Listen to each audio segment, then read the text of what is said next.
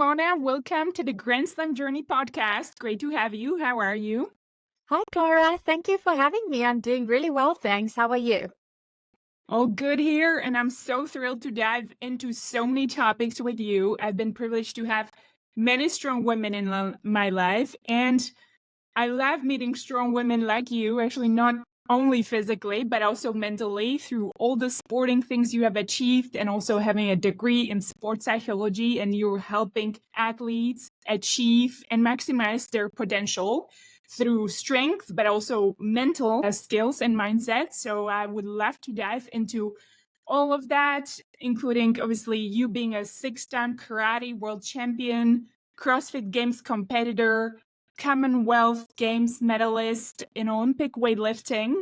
And as I mentioned, having a degree in sports psychology. So that's a quick intro for me as far as what listeners may expect, but I'm curious where this conversation takes us. Anything you want to add, Mona, in regards to your background and you would like listeners to know about you? Well, regarding my background, you pretty much nailed it. If I had to put it all in a nutshell, I've been doing sport my whole life. I grew up in quite a sporty home. I had a dad that guided me from a very young age, because I've had a lot of people in my life say to me, how did you start Olympic weightlifting at the age of 12? And I'm like, yeah, I would have never ever have chosen it or found it or anything like that. I was quite happy just doing my own thing and, being like a sporty child. But it was through me training for my karate and competing at a high level that my dad then found Olympic weightlifting as a sport to help enhance my power, my strength, and just kind of take me to that next level, which it actually did. And then it was through some time that I actually started to fall in love with the sport. When I got chosen to compete for the South African team, that's when kind of the whole Olympic weightlifting door opened for me. And I kind of had a bit of a switch over from the karate to the Olympic weightlifting side. But I also wanted to add, with all of that as part of my background, I'm also a mom. So I'm a mom to a beautiful little girl. She's 13 months old now. And I'm also currently pregnant now with baby number 2. So that's quite an adventure. We're going to have 2 under 2. So it's going to be crazy, but amazing. And I think that also kind of all just ties everything in together with my sporting background and then being a mom and the different challenges. And, also coming back from pregnancy to training again. Yeah. And hopefully we have some time to touch on that because I love that addition. Thank you. Congratulations on the second baby. I had a chance to meet your little girl virtually last time and seems like she has plenty of energy and you're leading her to sports early on. Actually at 13 months, seems like she's already involved with gymnastics. Yes, that's right. Both my husband and I, a big believer in teaching our little ones from a very young age, and not to a point where we want to push them into a competitive sport at that age, but just helping them learn the valuable skill of using their body, learning how to climb things, learning how to roll, learning how to, even when they fall off certain obstacles and things, which with Mia, she's extremely active. She's walked since before she was 1. So it's stressful as a parent to see. But when you kind of know that, okay, they can climb off things and do it properly and their body is kind of strong enough to handle it, it definitely helps a little bit with the stress. Not a lot, but it does help. And it's also a great way for them to just kind of get rid of all their energy. And now because she's so active, it's been amazing. She'll do the gymnastics and then she'll nap after. And that gives me a time to do things like this, like a podcast or fit in some training and stuff like that. Yeah. I often think about happy child is also exhausted child, is reflecting on my own upbringing. I've had so many different sports, including tennis, which I never realized how demanding tennis is because you run a lot on the court. The yellow tennis ball is a great distraction to forget how many miles you actually put in chasing it. And I always say I've never been a teenager because I've been always so tired. And so when you get your energy out doing whatever sport, I feel like the grown up is so much easier. And so, yeah, just reflecting back, I've been grateful for my parents leading me through sports as well. And not really having any other energy, even mind energy, to think about other things like trouble things that I could get to and that other people or kids may have if you don't have full schedule of activities. Yeah, I definitely agree with that. I've seen this a lot as a coach, and I've seen this a lot even when I used to do Olympic weightlifting back in South Africa. There were a lot of kids that came from underprivileged homes, and a lot of them are in situations where they could go either way. They could go the sporting route and create a future for themselves, or they could go into gangs. That's what ended up happening a lot of the times. Or some of them might start sport, but because there's not a lot of support and help Mhm. in especially South Africa when it comes to the financial support and even with nutrition, etc., these kids end up starting sport. They are extremely talented, and then they end up, because of what's going on, they end up having to maybe find a job or quit school early, or they fall into the trap of like doing bad things like what their siblings did and potentially going into drugs, etc. But I've always said that sport is an amazing place. If it's done properly, it can be a safe place for these kind of kids. It can be a place where kids can come together and they can learn valuable skills, not just how to be an athlete, but you learn communication skills and leadership skills and skills that I think you don't just use in sport, but then you end up using in your education and in your work one day. And some of these kids become extremely good with working with other people themselves, and they create opportunities and open up doors through sport. And that's the amazing thing that I love to see that sport does for kids. Yeah, 100% agree. And actually, this podcast is just about that. I've had my tennis is what I call my first career. I've done it for 15 years. One could say that I've learned much more from the sport than from anything else, including school. Like I have my undergrad and grad degree, but I would say taking the skills. I don't know why I want to say thumbs up. I saw the thumbs That was down. really weird. Taking the skills I've learned from my athletic has really been the thing that helped propel me in my second career and conquer with everything you said. Even gaining confidence, being a big kid early on. I've never been big, like size big, but tall, so I never really fit in. So that confidence from the tennis court or whatever sport you practice kind of translates over to the next chapter, including like schools. Fitting wasn't always easy. And you mentioned cultural diversity and just awareness, whether I've been traveling internationally or just the diversity of kids when you're at a sporting event. It's beautiful because there's people and kids from all walks of life. So that literally sparked my enthusiasm for just having international friends, including international guests on this podcast like you. And so I love that you brought up that point and want to dive in maybe even a little bit deeper to your background. How was it growing up in South Africa? It seems like your dad led you through that sporting route, but what made you uncover your passion in karate? It seems like that was your first sport. And then if you can explain a little bit more, and I find it actually it's hard for people to explain how they find their passion, but how did you kind of transition through the different sports? I love this question because it kind of takes me back to my childhood as well.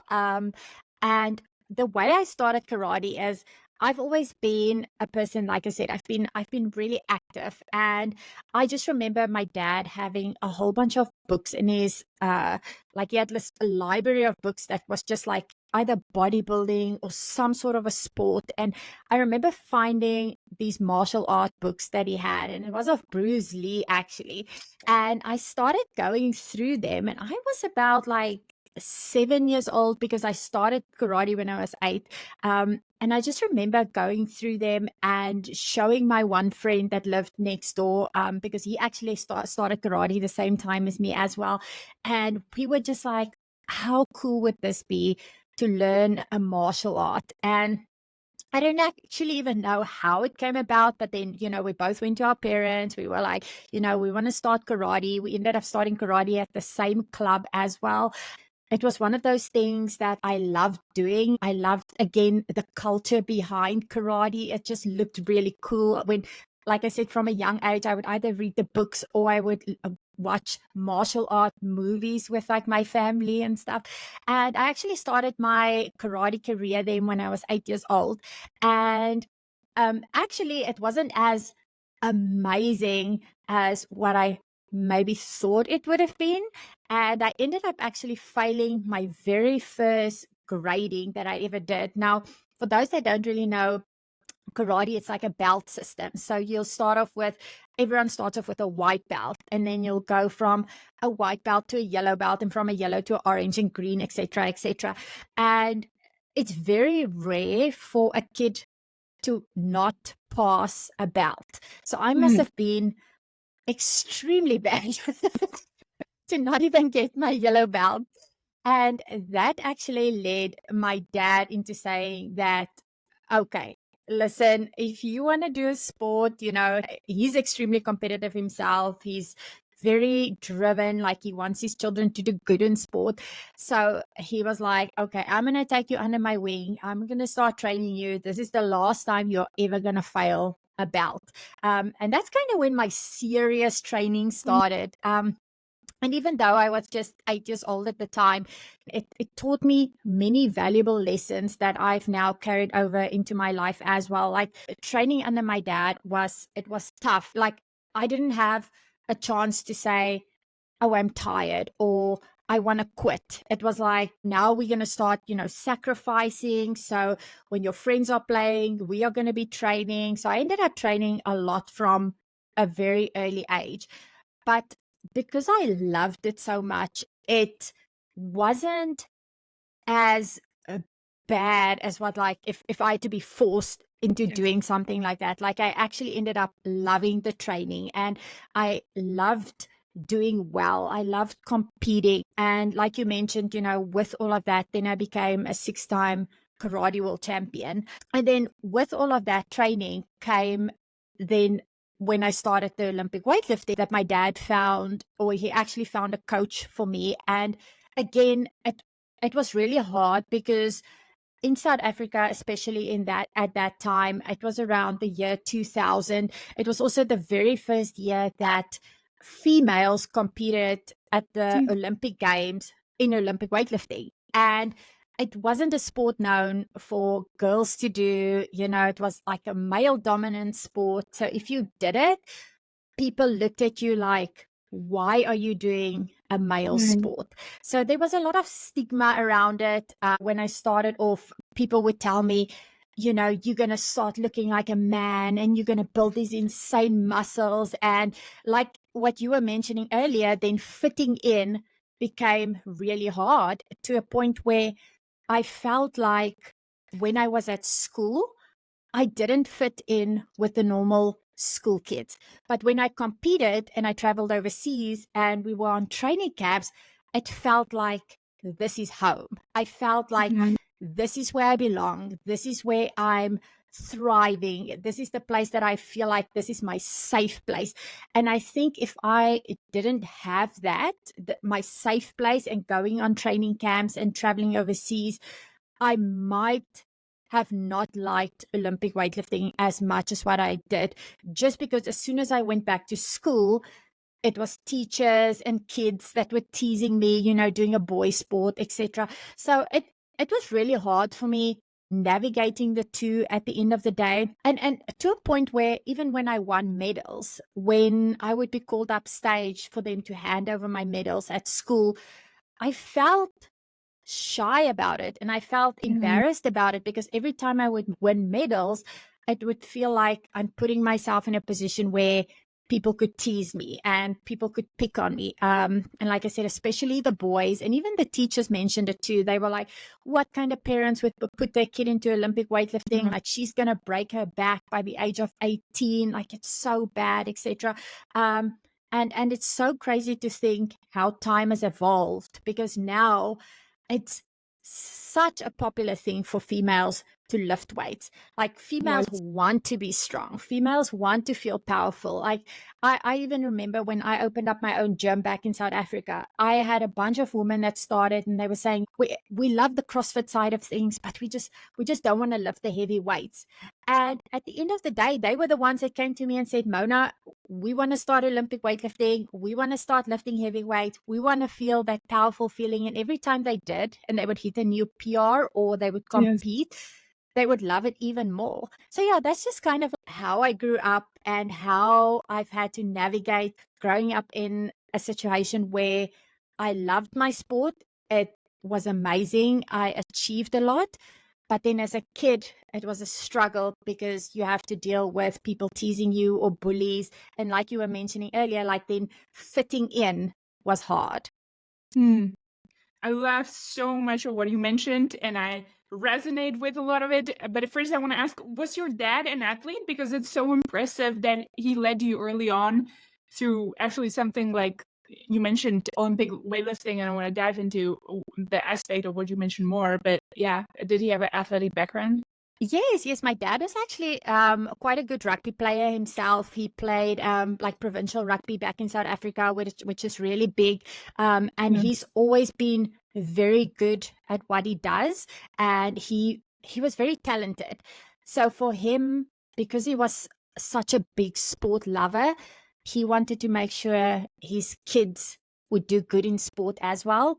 And my dad was a bit extreme to a point where he would be like, okay, if my child comes like second or third, is like, don't even say you're my child. Like, you need to be a champion. Some people are like, how could your dad be like that? Yeah. But, now I've like over the years, I've come to notice, like this was my dad, this was his personality, but Mhm.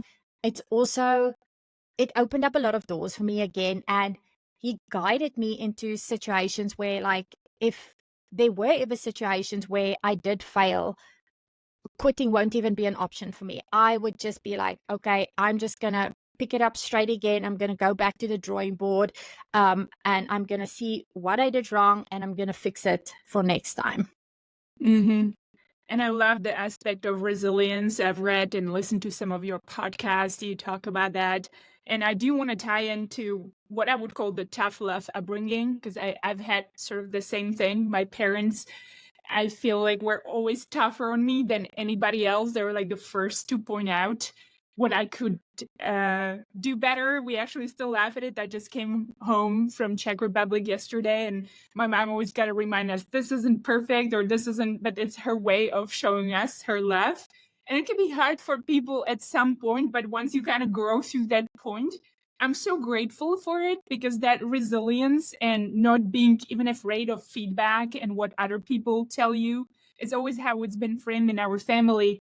If somebody's telling you truthfully what they mean and what you can improve, it means they care about you. So I always had coaches who yelled at me. There were many kids that couldn't handle the coaches I've had, and they would scream and yell at you, sometimes like bad words to kind of push you to and past 100%. But I find it is so helpful as you kind of grow through the life, and then it does need some refining, I find, later on in life. So I'm curious how you've taken that concept to more of like, I think at some age, you got to be able to switch to, I don't know if I would call it like this kindness and appreciation of your body and yourself, to not push through pain and train accurately, because I think it can create more injuries if you constantly have that mindset pushing your body through and past limits.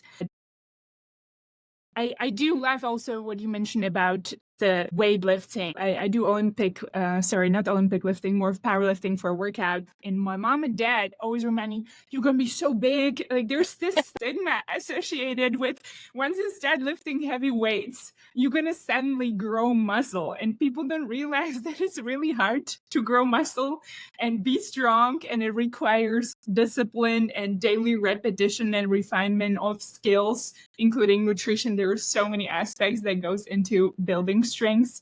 And so I also love your perspective and background. And I find there is more women now, for sure. They're open to it. I still think we need to push a little bit more and explain women that getting strong is important, especially as we age through life, because that's Yes. one thing I found. I can't run as much anymore, being close to 40. And so I've been adding incrementally more the several years more weightlifting to my routine to now I actually mostly lift weights and do some like 4-5 zone cardio now and then. But weightlifting has now become my primary way of how I stay in shape. So I want to just hand it back to you when I know I said a lot, but whatever comes to No. mind, what's your view on that? Yes. Firstly, I love it that you're into a strength sport now because, like you mentioned, a lot of people don't know the benefits of strength training, especially as you get older, because then that's when it becomes even more important to do those kind of things, especially for females as we age. Our bone density decreases and things like osteoporosis is, on the table. So it's like you need to do those kind of things to actually help increase bone density and to be strong in general.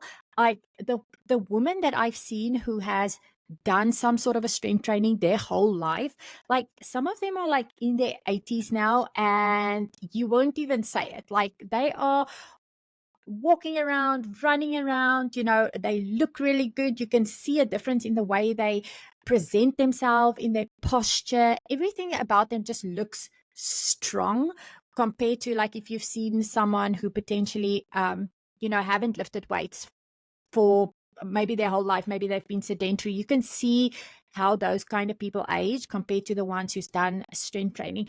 And what you also mentioned earlier about as you get into those certain stages of life, I know this is kind of like what you mentioned in the beginning, as you said, you kind of have to get into a point where you have to have more like self-love for your body. And like you said, if you over push yourself, you can push yourself into injuries, etc. And I find that as an athlete who's been competing for over 20 years at an international level, it's definitely something that I've struggled with. And it's something that, I find like I would be able to get to a point where I'm like, okay, I'm showing my body self-love, I'm doing the right stuff, my body's recovering really well. And then all of a sudden, I would have a mindset shift and then I would like really push my body again. And you kind of just go through these like ups and downs in your sport. And I think, that's kind of the beauty of being an athlete as well. Like it's not just linear progression. It is, you go through ups, you go through downs. The same thing with your mental side of things as well. These are kind of things that you have to learn to navigate. And these are kind of the things that creates those like extra challenges as well. But then I think it's also important to have the right people in your corner as well. And I must say, I've had the most amazing people in my corner growing up as, a kid going into then adulthood. And then also the same thing with just developing and as a female as well, your body starts to change. You go through puberty. So there's a lot more, I think, that comes into play when those kind of things happen as well. And I've seen this myself as a coach. I've seen female athletes or girls, how they mentally change during that kind of time. And as a coach, you have to be able to be very sensitive around those times as well. And like you mentioned, you can be a hardcore coach, and there's some athletes who will be able to be resilient and they'll be able to push through. So you were one of those athletes. I feel like I was one of those athletes as well. I was always treated as if I was part of the boys. So I was constantly pushed. There was no such thing as like, oh, your menstrual cycle started, so let's go a little lighter. I mean, I wouldn't even tell anyone. I would just train through it. If I felt like junk, it wouldn't matter. I would just show up, I would do my best, I would just come back to the gym the next day and do better, etc. And that's the kind of mindset I had. But that was also because there was a lack of information back in the day as well. I feel like it's becoming a little better where athletes, especially female athletes, are starting to talk about this more as well. They're starting to talk about menstrual cycles, and they're starting to talk about the importance of how you need to take care of your body also during those kind of times as well. And honestly, I was one of those athletes who over pushed my body so much because I always wanted to be the best. And again, I wasn't educated. And competing in Olympic weightlifting, you compete in weight classes as well. Yes. So I ended up, and it might be around 2010 that I ended up losing my menstrual cycle. So for 2 or 3 years, I didn't have a menstrual cycle at all. And at that time, I just thought, and this was because my body fat percentage was so low and I was competing in a weight class. And again, I had no one guiding me at that time. I had no one telling me this is unhealthy. For me, I just saw it as, oh, that's nice. I don't have to deal with this now monthly.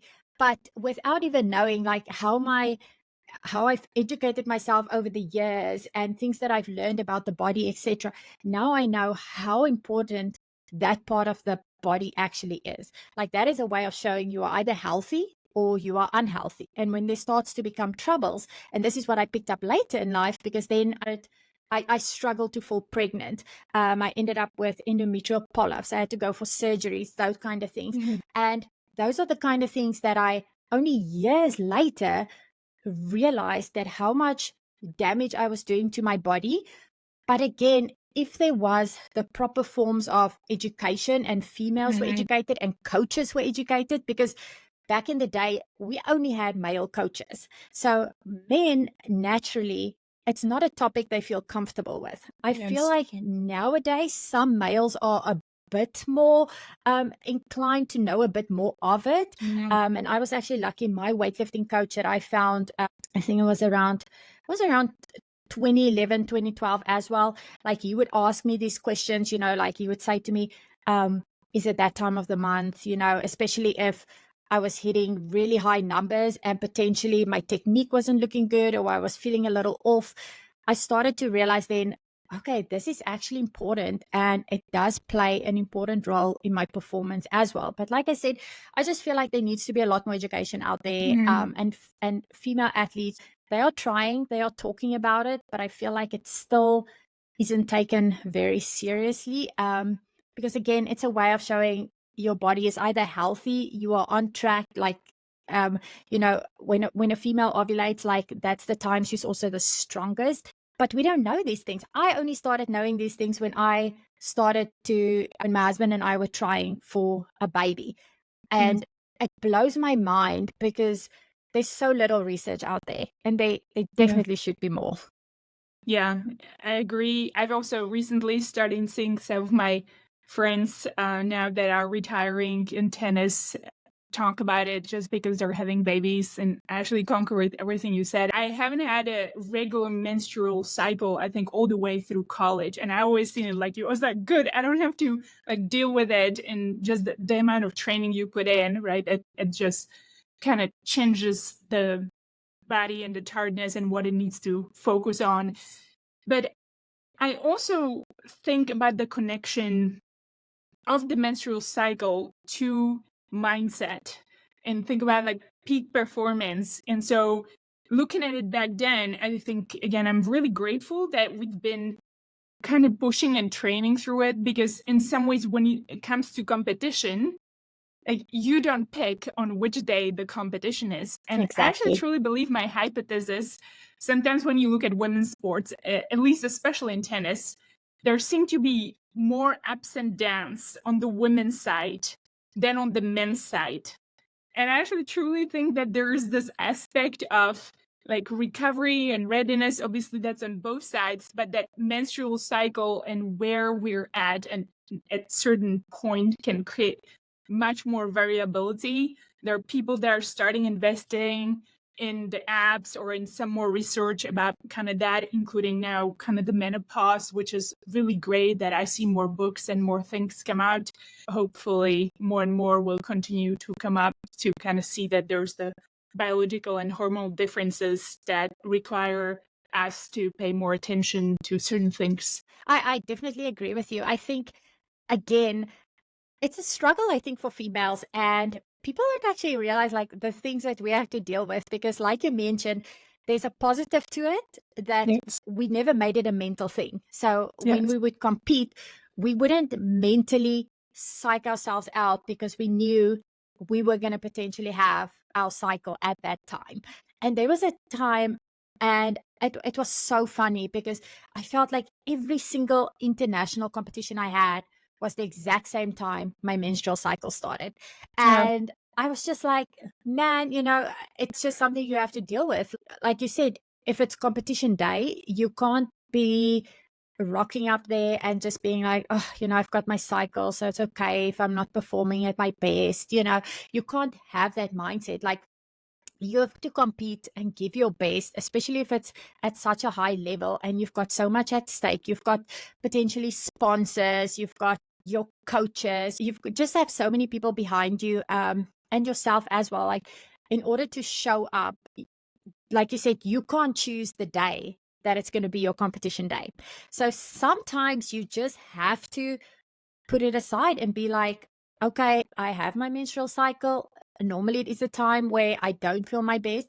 But I've personally, as an athlete as well, I've had some of my best competitions during that time. And again, then it causes this mental conflict, of like, okay, does it become a mental thing, like you said? Mm. Because you mentally start telling yourself, okay, when I have my cycle, I know I already feel off. And I think you start to train yourself that during that time, you're mentally going to feel off. But as an athlete, I think it's also important to, during even like training sessions and when you're building up towards competitions, to just make sure that even if it happens, on a training day, you can still train through it. You might not feel the best that you possibly could be feeling. And again, it could even be affecting you, your confidence, or just even how you present yourself, because you might just not feel as strong and powerful. But again, when it comes to the mental side of things, you have to, in your mind, you have to rephrase it. You have to turn it into a positive. It's competition day. I have to show up. I have to give my best. I'm fully prepared. I did everything I needed to do. So just think of all the things that were in your control leading up to that competition. So I think those kind of things help as well. And again, having your menstrual cycle, that's an uncontrollable. I know there's doctors out there who's given athletes, who'll put them on the pill and they'll be able to like skip their cycle and Yeah. et cetera, et cetera. But again, I'm not an expert in that field. And I'm not want to promote doing those kind of things, just because I know hormonally, when athletes start messing with their hormones, how it can affect things later on in their life. Like I mentioned, I only started taking the hormones and stuff like that seriously when my husband and I were starting to try for Mia, and it took us a year and a half to fall pregnant with 2 miscarriages in between as well. So it really opens up your eyes to how important those kind of things are. But again, as an athlete, you do push your body to the limits, and you do things that a normal person would look at and be like, why are you doing this to yourself? And that again sometimes make the champion do these, or they sacrifice certain things. Like I said, they push themselves to the limits. They are resilient when it comes to certain things. If there's certain downs in their life, like they use it to feed themselves to become better athletes, etc. So there's that, I guess, that there's a positive to it and a negative to becoming more educated about these things. Yes, yeah. Actually, on that note, in the note of resilience, I've been reading on your Olympic weightlifting journey, and I know it has taken you 18 years to actually stand on the podium of the Commonwealth, and you've tried many times. And on the note of overtraining, it seems like maybe the couple times before you had the opportunity and competed in it, you had injuries. And so I'm curious if you could share a little bit about your journey for listeners who obviously haven't heard it yet, but also what are some of the key things that you have taken away, like when you compare the first 2 times that you qualified and you competed with an injury, and then the third time, it seems like you actually changed and tweaked your mindset a little bit that then Yes. helped you get to the medal. Actually, that was the fourth time. Fourth time. Yeah, Sorry. yeah. Yeah. Yes, you are exactly right. Like, it took me 18 years to stand on the podium to win a Commonwealth Games medal. And especially for those that are based in the USA, just to kind of explain what the Commonwealth Games is. Now, like you have the Olympic Games in, all sports compete, etc. Commonwealth Games is the second biggest event to the Olympics. So it's one step down to the Olympics. And it's normally the athletes who also end up doing really well at Commonwealth are also the athletes who end up doing really well at things like Olympics, etc., and Worlds. So it's a very big competition. It's really tough. It's only once every 4 years. So if something ends up happening and you are either injured or things doesn't go well on the day, it's another 4-year build up towards the next Commonwealth Games. And what ended happening with me was in 2006, it was my very first Commonwealth Games. I might have been 18 at the time or 17, but I was really young. I was still a junior athlete. I ended up coming either fourth or fifth, and they kind of put me like on quite a pedestal because I competed. I was still a junior. I competed against senior athletes. I was beating most of the senior athletes as well. I was holding South African records in both the junior weight classes and the senior weight classes, and winning a whole bunch of international medals like in between as well. Like, I won like University Worlds medal. I won at the Youth Olympics. I ended up winning silver. And I became the first South African to ever have done this at such a young age, and still the only athlete who's ever won a medal at a Worlds event.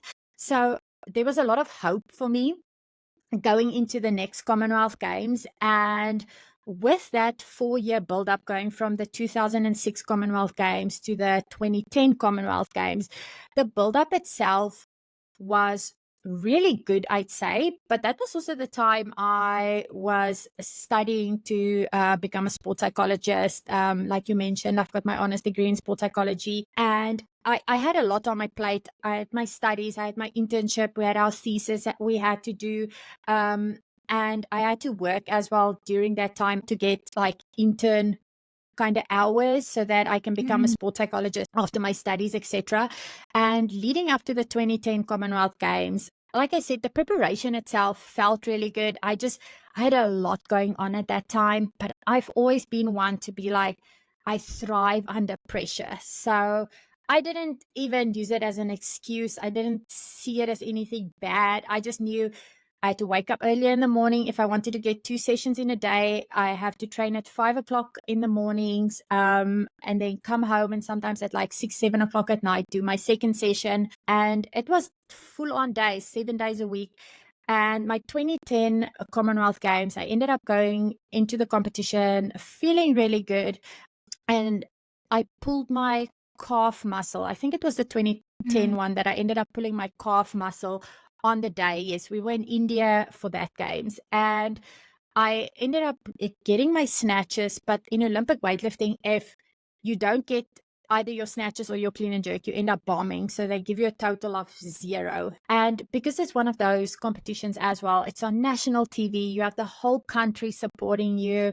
It was a very big thing for like my family and my sponsors, etc. And bombing at the 2010 Commonwealth Games was mentally extremely hard for me. I felt like a failure. I felt like I couldn't show my face. I felt like my whole world kind of collapsed. And I went through this, I had my calf injury. I immediately got back from India and I started my rehab, and I got straight back into training. And it took me a little while of just mentally having to like kind of deal with what happened. But I went straight back to the drawing board and got straight back to training. And I saw myself as not, like I said earlier, like I don't see myself as a quitter. And then I ended up training for the 2014 Commonwealth Games. And again, leading up to that Commonwealth Games, things again went really well. My training went good. I might have had quite a few little niggles at that time as well. But again, I would just push through it. And I think I was battling with a wrist injury at that time. And very similar to what happened to the 2010 Commonwealth Games, went into it, overpushed my body, just mentally. I was just depleted when it came to the 2014 Commonwealth Games. So I didn't even end up enjoying the competition. I felt like mentally it was a struggle, physically it was a struggle, the weight cut was a struggle. But again, I said to myself, I'm not going to use this as an excuse. But then my body ended up failing me on competition day. Like I said, I mentioned I had another injury as well in 2014. And then between 2014 and 2018, I went through a big mental shift, and more so because I also then ended up deciding in 2015 that my coach, who's American, I'm going to prepare with him in America for 3 months for the World Championships in 2015. I want to give it a try. I want to train with him. I've barely ever trained with my coaches unless I was in training camps. So I saw it as like, this is an opportunity that if I don't take this now, like I'm probably never going to be able to do this. And as an athlete as well, as you get older, your career only gets shorter and shorter. Yeah. So I knew this was the time. I also had a CrossFit gym that I owned back in South Africa at the time, CrossFit and weightlifting gym. So I had to just make sure I had good coaches running the gym. I had a good manager.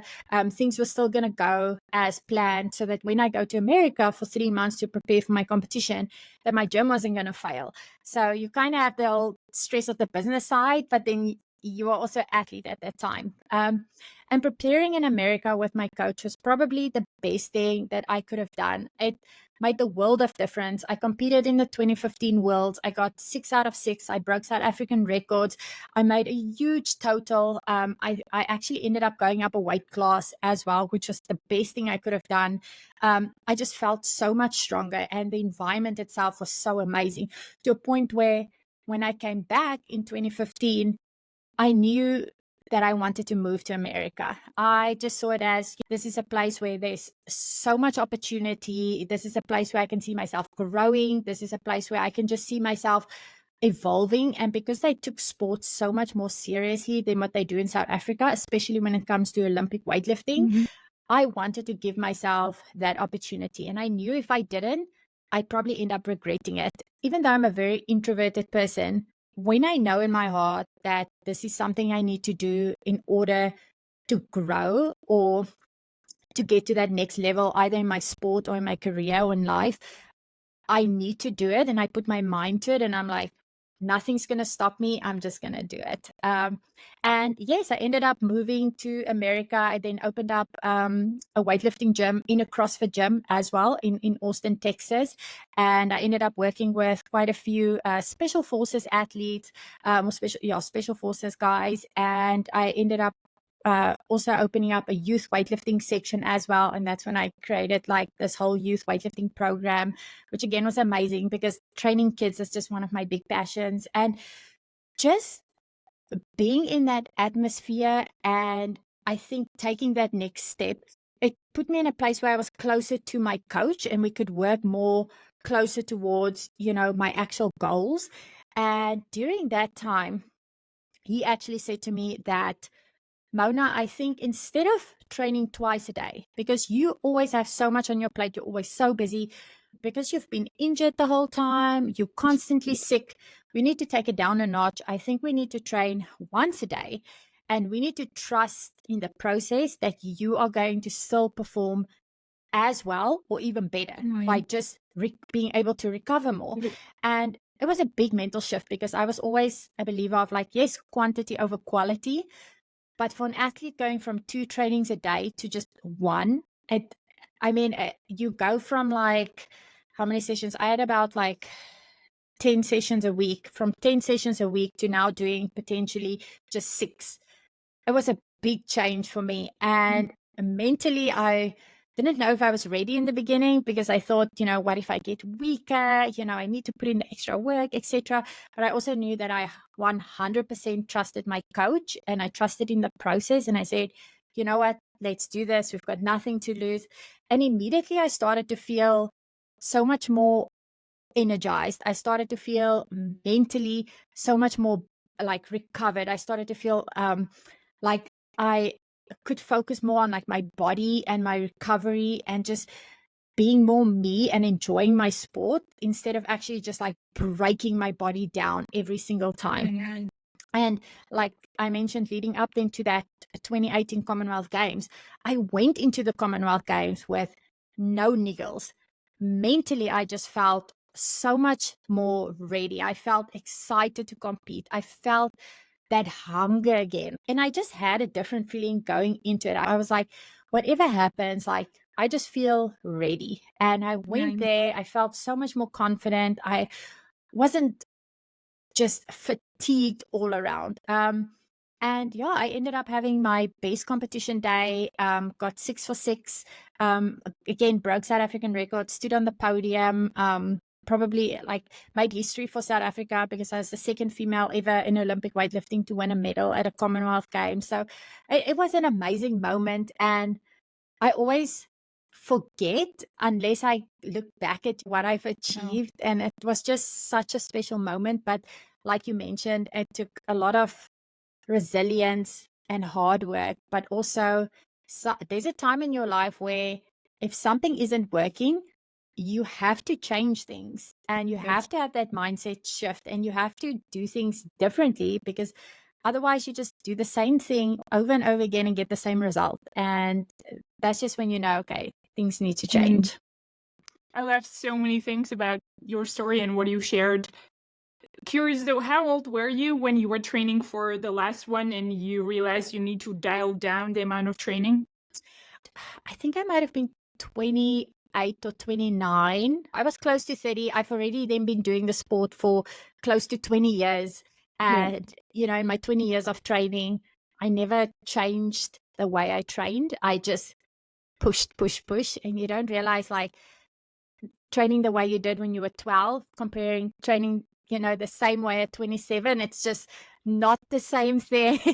Mentally, physically, recovery takes 10 times as long. So there's just so many more factors to look at.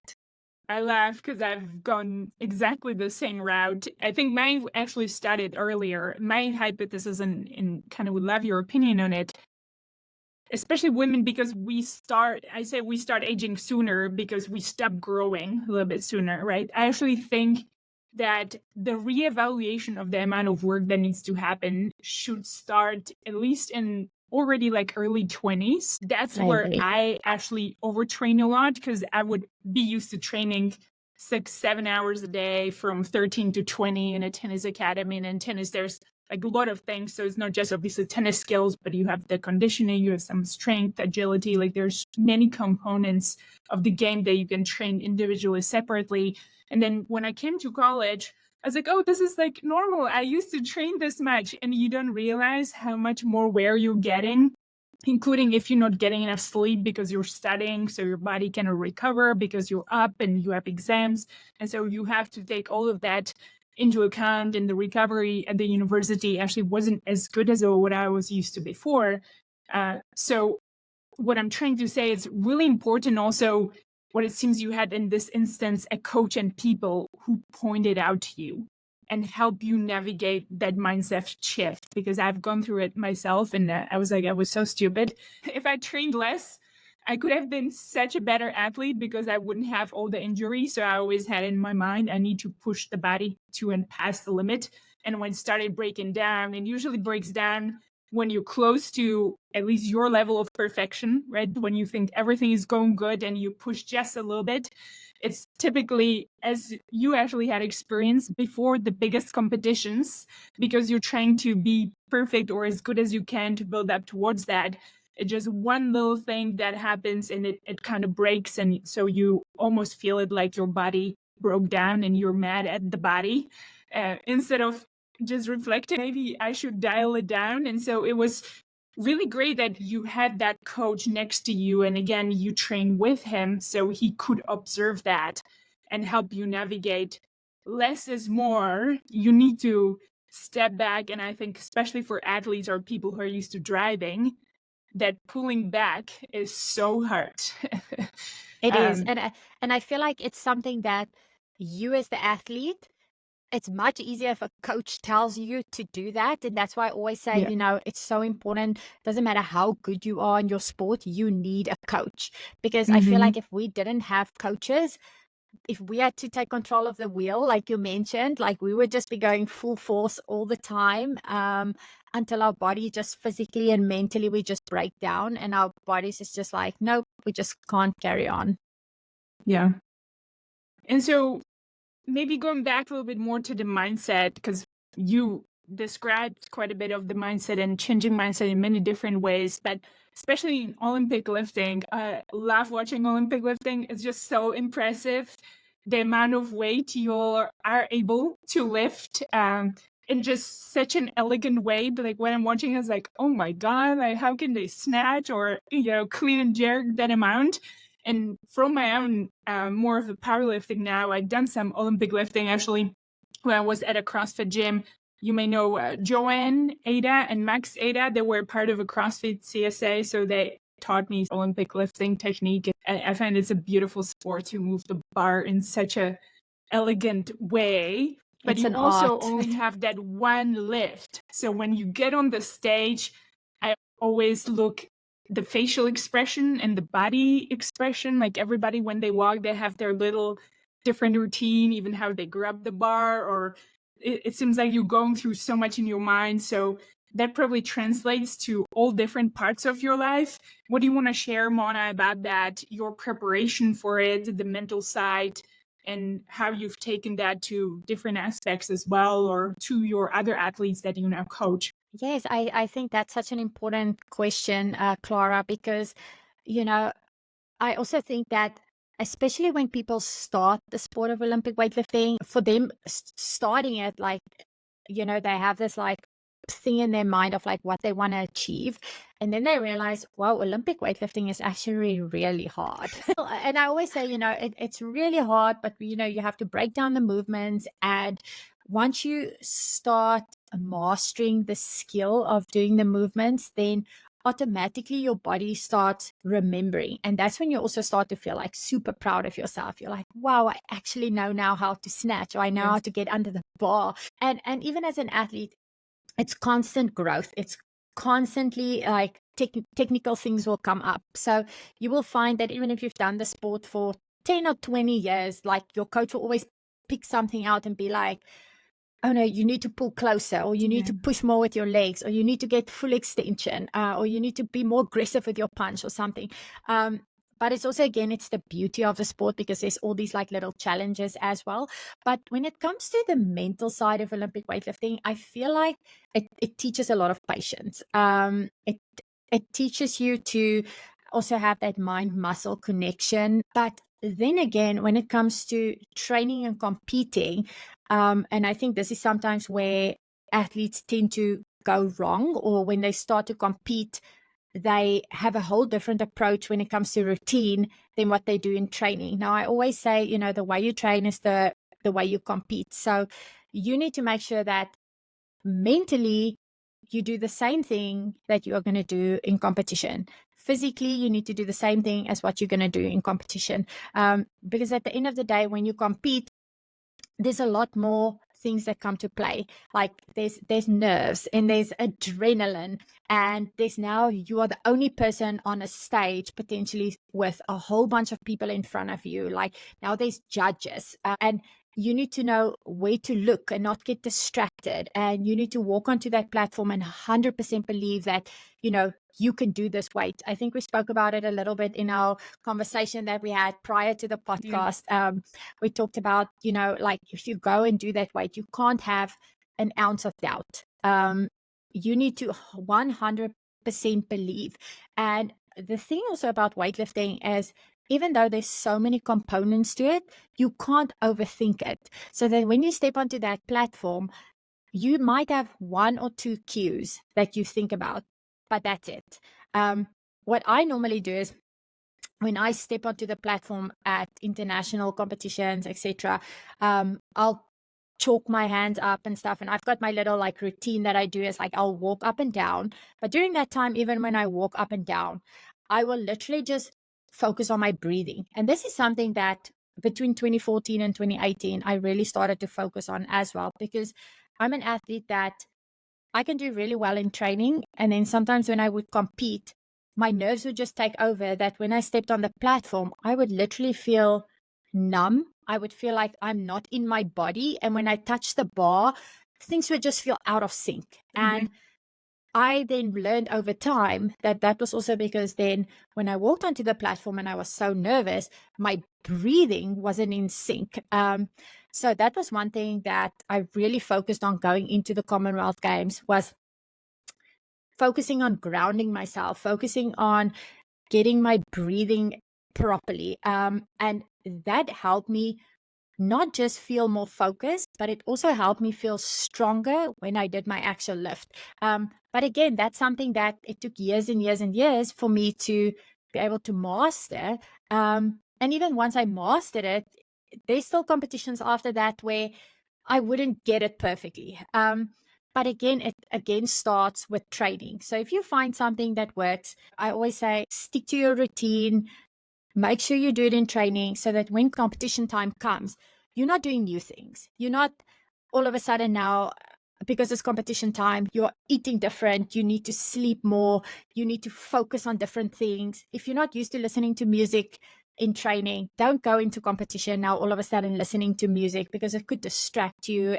It could mess with your whole way of doing things. And sometimes when athletes do that, they end up over psyching themselves. And then, like I mentioned earlier, you go onto the platform and the energy that you were supposed to use for that lift at that moment tends to be gone. So you need to make sure that you reserve all that energy for that split second that you are going to do that snatch, and everything is just going to come together. So yeah, that's a little bit about the mental side of the training versus competing. Yeah, I love it. And again, as I listened to some other podcasts you were on, it seems like you had quite elaborate routine. I actually used to have quite elaborate routine in tennis too, to a point where I think maybe it was just way too much. Like I had like a whole 2.5 hour thing that I kind of had to go through. And then I found, 2.5 hours is not effective in college, because in college you're like the whole team, and the whole team can't adjust to like my own routine. So I had to figure out how to refine it and make it shorter and more effective. But I would love to dive in even a little bit more to your routine on stage. Can you lead us in? You said you put a chalk in. What do you do from breathing technique? What do you tell yourself? Do you have some cues that really helped you focus? I'm curious about it.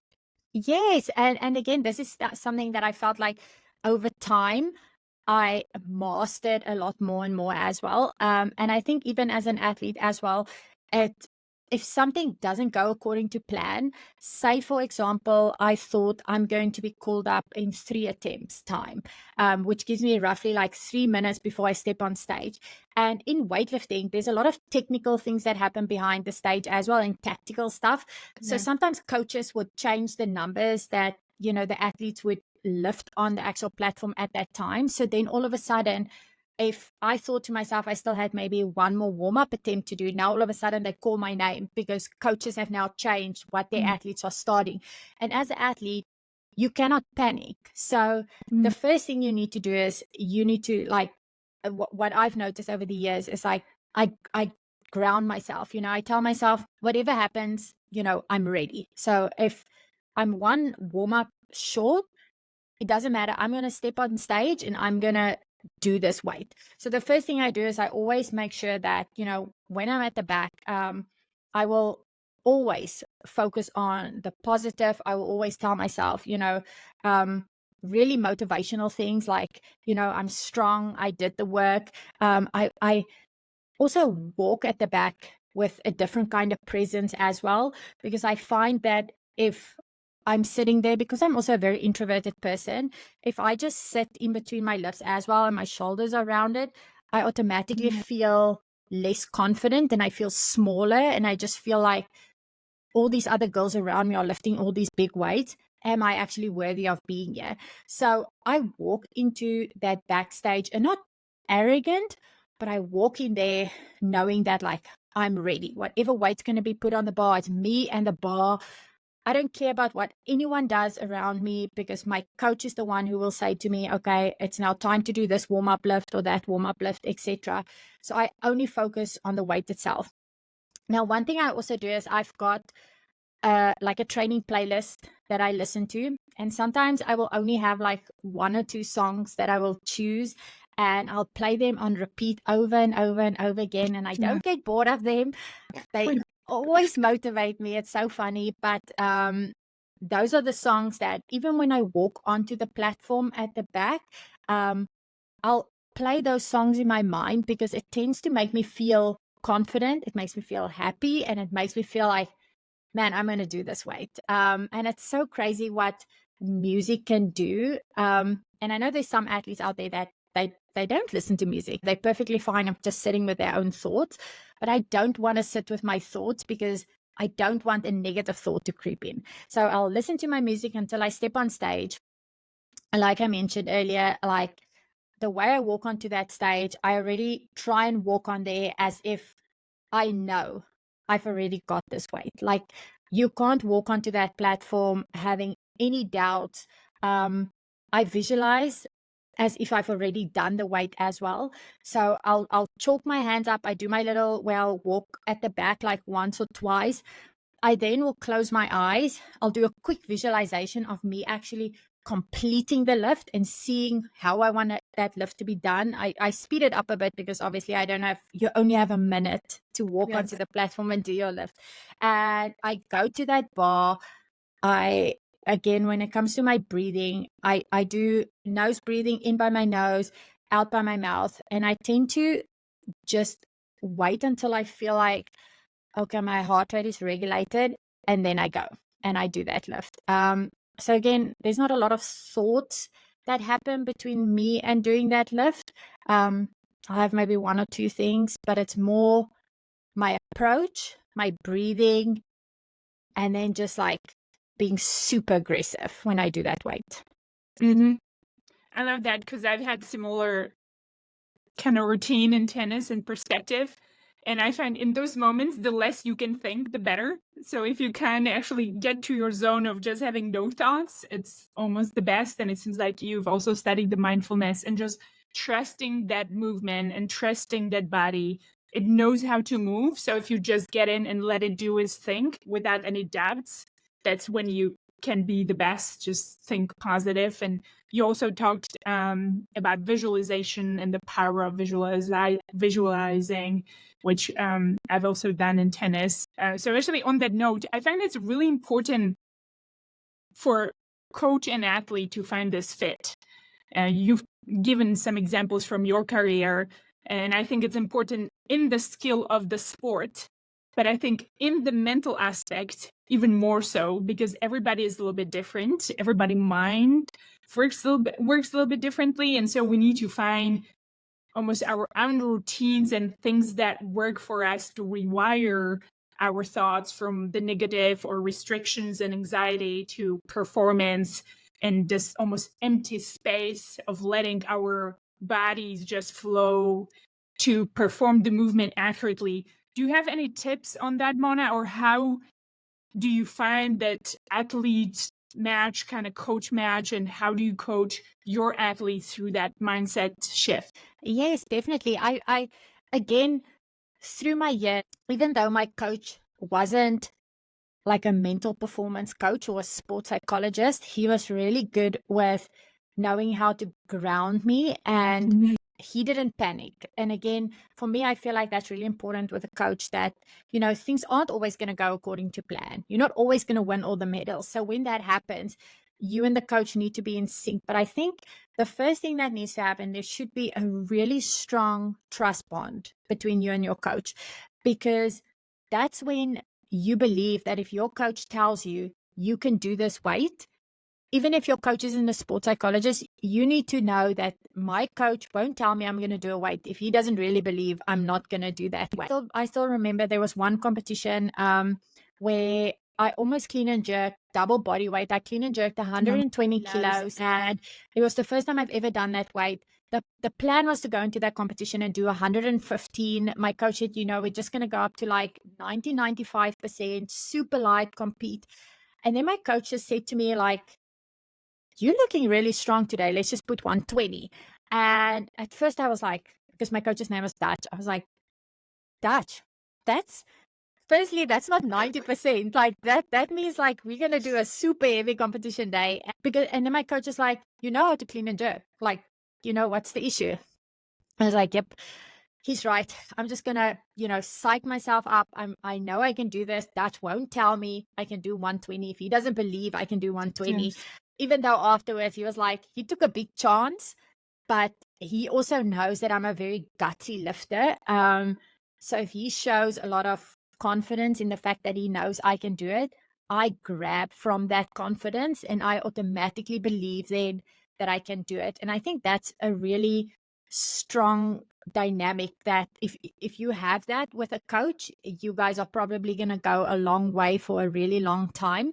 I think the problem is when you find a coach and maybe you are dealing with some mental things, and maybe you don't have a sports psychologist that you see, but you are looking for the mental help from your coach, and your coach isn't able to give that to you. Or maybe you are looking for someone that you could potentially trust, and in like a competition time where your coach said one thing and then all of a sudden he changes to another thing, and you maybe as an athlete picked up like there was doubt or your coach didn't believe that you could do that. I think that's where trouble normally comes. But yeah, I also think that even though a coach should be really good on the mental side as well, I also believe that if the coach is not an expert in sports psychology or mindset training, you shouldn't be scared to refer your client to a sports psychologist, because at the end of the day, he's an expert in his field and a sports psychologist is an expert in their field.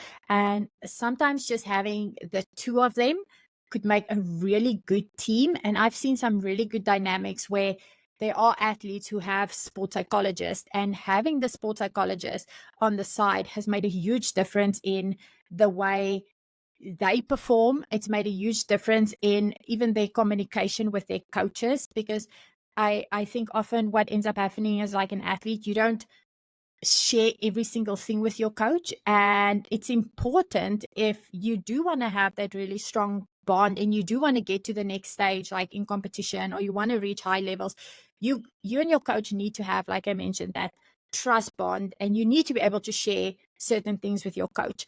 And I think if you can do that, and there's a really good way of, just being able to communicate with your coach, then I think you're going to go quite far with your coach. But it's unique to everyone else. You need to kind of just assess how things go. Sometimes you find a coach and it's a perfect match, and sometimes you find a coach and it just isn't. I mean, I've gone through a few coaches like in my sporting career as well. Luckily, I didn't have to actually like leave coaches, but going from national team to national team, like coaches just changed. So it was like a normal thing. But when I ended up choosing my American coach, I knew, like, the first agreement we had is like, he said to me, I will be your coach and I will be there 1000%. Just because we are so far from each other. I'm in South Africa and he's in America. He said, I don't want you to F around on the program. He's like, if this is what I'm saying you are doing, you need to do exactly this. And if you can't, we communicate about it. But that's the only way this is going to work. Yeah, I love you highlighting the trust and just having great communication, something I definitely reflect on and conquer from experience. You can't push somebody or inspire somebody to go and past their limits or potential without really them trusting, the coach trusting in the athlete as well. Anything else you want to highlight, Mona, when it comes to that connection, psychology? I know we're running kind of on time here, but I just love your experience. And you've talked about, again, the resiliency, routines. What comes to mind that you think people might want to focus on more in even 2024 as we're coming to turbulent times, that you think they can take from the athletic mindset and performance of a top athlete like you to their personal lives? I think, one of the important things is like, you have to realize that when it comes to your mindset, you have to train it the exact same way as what you would train your physical side. I think a lot of people think automatically you are just going to have this either really good mindset and it's going to stay good and you're going to stay confident. And, that's one of the things as like an athlete that I learned. You go through a lot of ups and downs. You go through stages where you're confident, then you go through stages where you just really doubt yourself, especially when injuries come or there's certain obstacles in your way. But again, you need to take those as learning experiences. And when it happens, like I mentioned, like you have to continually train your mind. So if you want to learn how to visualize, you need to train visualization the same way as what you would train your physical skills. If a certain situation happens, like say you are an athlete who have to think really fast, if you have to quickly change your mindset, there's certain like little techniques and things that you can do to help you quickly change your mindset. But again, you have to train it. And then again, you have to make sure that all of this happens in training so that when it comes competition time, you've already mastered those skills, the physical and the mental side of things, so that when you come to competition time, you can just literally take all of those skills and be like, okay, I'm taking the whole package and now I'm just putting it all to the test. Mm-hmm. And like I said, sometimes it will work. Sometimes you will get competitions where it just won't go as good, but it's really good to reflect afterwards, go back to the drawing board. And, sport, like anything in life, it's a learning experience. Like I said, you're going to go through ups, you're going to go through downs, but sometimes when the bad things happen, you have to take it with a grain of salt. You have to move on, and you just have to believe that these obstacles are there to make you stronger. Yeah, 100%. And conquer with all you said, even reflect on man time is the hardest time. That always refine my skills the best. It seems like what you've shared from that experience, when it came to my competition, I had a similar approach to where when I got to the tournament or the court, obviously, that it counted the most, all I had to do is like, I just want to play the same way in practice. So if you make your practice the same way, like the competition, and you go in with the same mindset, my goal's always been, if I just do the same thing like in practice, I'm good. So that it seems like you've had the same approach in life. Yes. That's great. Anything else for people who want to reach out to you, maybe have some tips for how to navigate their mind and even their weight training to grow on all aspects? What's the best way to reach out or follow you, Mona? Yeah, so I a little while ago actually changed quite a few of my social media account names just so it's more in sync. So if you want to find me on Instagram, I'm Strong by Mona. The same thing with my TikTok, the same thing with my YouTube, where I post, I post training tips. I post a lot of things postpartum now as well, and getting back into training, obviously post baby, but I post a lot of mindset things as well. And yeah, those are probably the 3 main platforms that you can reach me. And if someone wants to personally contact me, they can either send me a DM or they can email me at mona@livebigeatbig.com, because Live Big Eat Big is the website that my husband and I have as our business. So yeah, that's the way to contact me. Excellent. Thank you. I'll add those to the episode notes so people can easily find you. And thank you so much. It seems like we could talk for hours. Maybe we can do a round 2 at some point, Mona, because we didn't fit everything I wanted to into this time. So yeah, it's been a pleasure. Awesome. Thank you, Clara. I love being on your podcast. Thank you so much. Bye-bye.